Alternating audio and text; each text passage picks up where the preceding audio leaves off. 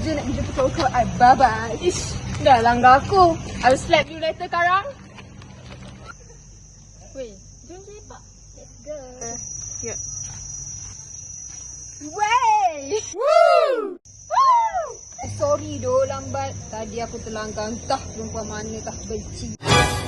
Dia tu. Okey ke, babe? Tak. Kenapa? Kenapa you tak okey, babe?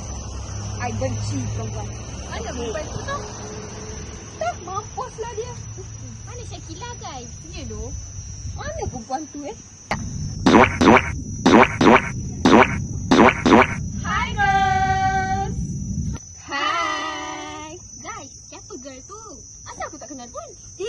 That girl lah yang I langgar tadi. Benci aku. Hai, babe. Hari ni, I ada bawa kawan. Nama dia Shazlina. Dah tengok video tadi? Kesimpulannya, apabila kita menggunakan pencampuran kod ketika berkomunikasi, hal ini boleh menyebabkan seorang penutur menjadi kurang fasih bertutur dalam bahasa Melayu baku. Ini kerana selalu bergantung pada kosakata bahasa lain. Ia juga kesannya ialah pendengar mungkin berasa keliru, terutamanya jika mereka tidak memahami bahasa yang dicampurkan.